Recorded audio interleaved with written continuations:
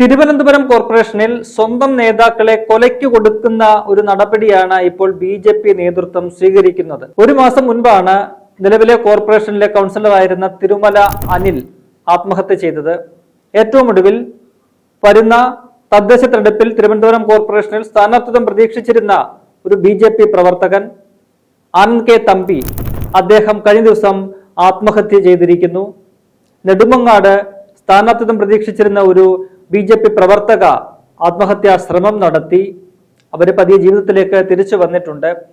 അത്തരത്തിൽ വലിയ രീതിയിൽ പാർട്ടിയെ പ്രതിസന്ധിയിലാക്കുന്ന, പ്രതിരോധത്തിലാക്കുന്ന കാര്യങ്ങളാണ് കഴിഞ്ഞ 2 മാസങ്ങളായിട്ട് ബി.ജെ.പിയിൽ നടക്കുന്നത്. തിരുവനന്തപുരം കോർപ്പറേഷനിലെ തൃക്കണ്ണാപുരം വാർഡിലാണ് ആനന്ദ് കെ തമ്പി സ്ഥാനാർത്ഥിത്വം പ്രതീക്ഷിച്ചിരുന്നത്.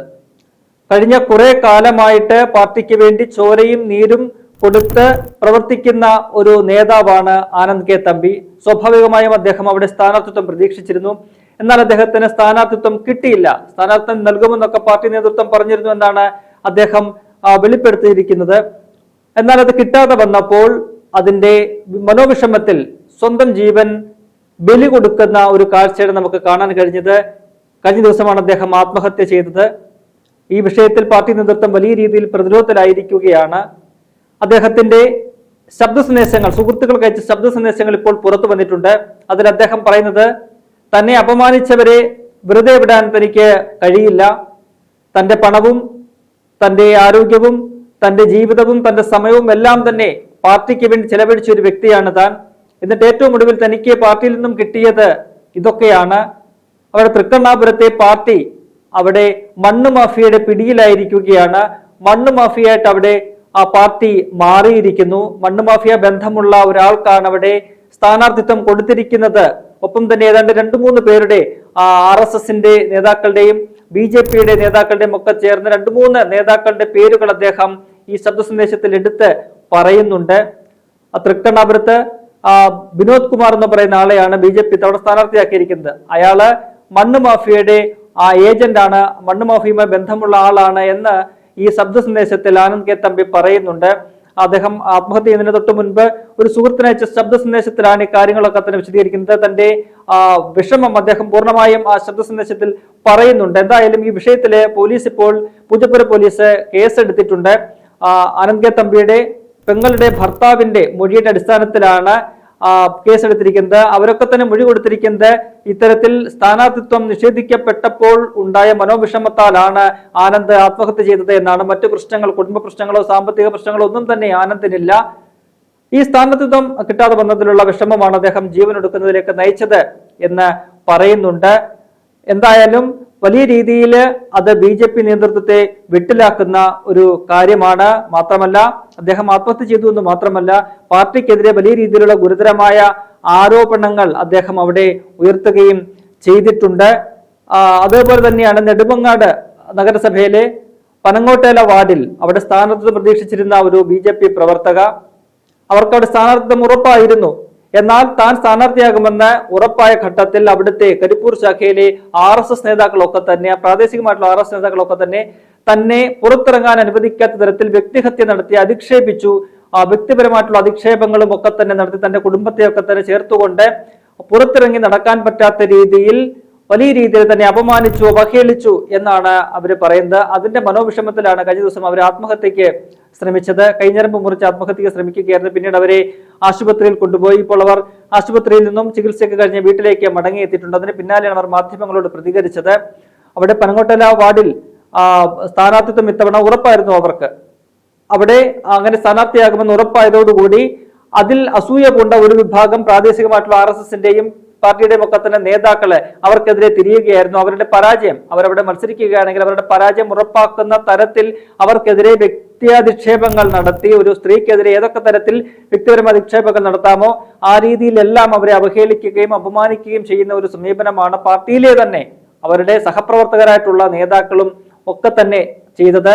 അതിൽ മനം നൊന്ത് അവര് ജീവൻ കളയാനായിട്ട് തീരുമാനിക്കുകയും അങ്ങനെ ശ്രമം നടത്തുകയും ചെയ്തതാണ്. എന്തായാലും അതിൽ നിന്നും അവർ മുക്തി തേടി ഇപ്പോൾ പുറത്ത് വന്നിരിക്കുകയാണ്, ജീവിതത്തിലേക്ക് തിരികെ വന്നിരിക്കുകയാണ്.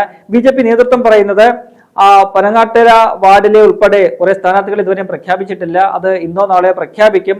അപ്പോൾ സ്വാഭാവികമായിട്ടും ഈ പ്രവർത്തകയ്ക്ക് സ്ഥാനാർത്ഥിത്വം ലഭിക്കും എന്നാണ് BJP നേതൃത്വം പറയുന്നത്. എന്തായാലും ഇപ്പോഴുണ്ടായിരിക്കുന്ന ഈ രണ്ട് സംഭവങ്ങളും BJP നേതൃത്വത്തിനെതിരെ വലിയ രീതിയിലുള്ള ചോദ്യചിഹ്നങ്ങൾ ഉയർത്തുന്നുണ്ട്.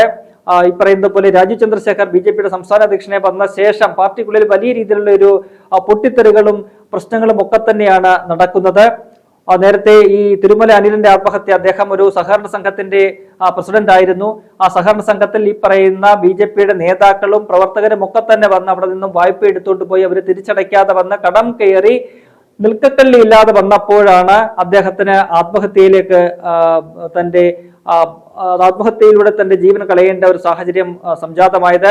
അതിന് തൊട്ടു മുൻപും അദ്ദേഹം ഈ നേതൃത്വത്തെ ബന്ധപ്പെടുകയും ഇതിനൊരു പരിഹാരം കാണണമെന്ന് ആവശ്യപ്പെടുകയും ചെയ്തു. എന്നാൽ ഒരു സഹായവും അവരുടെ ഭാഗത്തു നിന്നും ഉണ്ടായില്ല.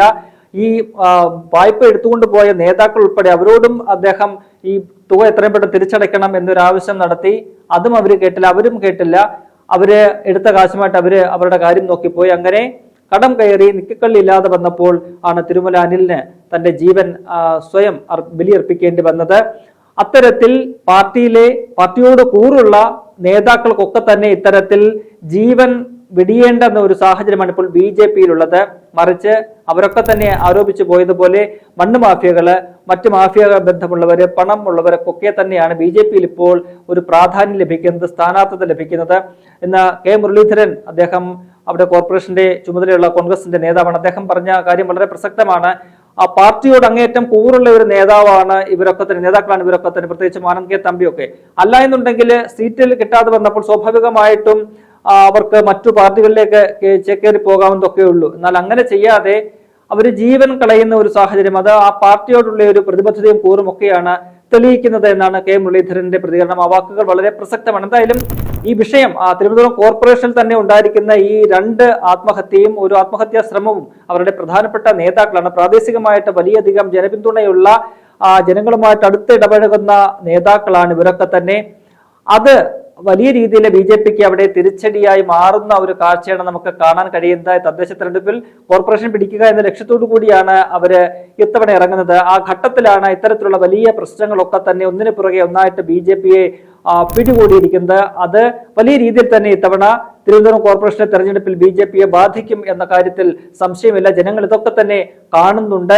എങ്ങനെയാണ് സാധാരണക്കാരായ പ്രവർത്തകരോട് അല്ലെങ്കിൽ നേതാക്കളോട് BJP നേതൃത്വം പെരുമാറുന്നത്? പ്രത്യേകിച്ചും ഈ രാജീവ് ചന്ദ്രശേഖർ വന്നതിന് ശേഷം അദ്ദേഹത്തിന്റെ ആറ്റിറ്റ്യൂഡ്, അദ്ദേഹം ഒരു യഥാർത്ഥ പൊളിറ്റീഷ്യനൊന്നുമല്ല. അദ്ദേഹം മറ്റ് ബിസിനസ്സിൽ നിന്നുമൊക്കെ തന്നെ പാർട്ടിയിലേക്ക് കയറിയ ഒരു വ്യക്തിയാണ്. സാധാരണ പ്രവർത്തകരുടെ വികാരം എന്തെന്നറിയാനോ, അതിന്റെ പൾസ്, താഴെത്തട്ടിലെ പാർട്ടിയുടെ പൾസ് എന്താണെന്ന് അറിയാനോ, രാഷ്ട്രീയം എന്താണെന്ന് അറിയാനോ ഉള്ള ഒരു കഴിവ് അദ്ദേഹത്തിന് ഇല്ല. അത് പാർട്ടിയിലെ പ്രമുഖരായിട്ടുള്ള സംസ്ഥാന തലത്തിലുള്ള നേതാക്കൾ പോലും അത് ചൂണ്ടിക്കാട്ടുന്നുണ്ട്. ആ രീതിയിൽ അദ്ദേഹത്തോട് എതിർപ്പുള്ള ഒരു വിഭാഗം നേതാക്കളുമുണ്ട്. അപ്പോൾ അതൊക്കെ തന്നെ ഈ രാജീവ് ചന്ദ്രശേഖരന്റെ നിലവിലെ ആ നേതൃത്വം അത് പാർട്ടിയെ കൂടുതൽ പ്രതിരോധത്തിലേക്കും അല്ലെങ്കിൽ തകർച്ചയിലേക്കുമാണ് കൊണ്ടുപോകുന്നത് എന്ന് തെളിയിക്കുന്ന സംഭവങ്ങളാണ് കഴിഞ്ഞ 2 മാസത്തിനകത്തുണ്ടായിരിക്കുന്ന ഈ ദുരന്തങ്ങളൊക്കെ തന്നെ.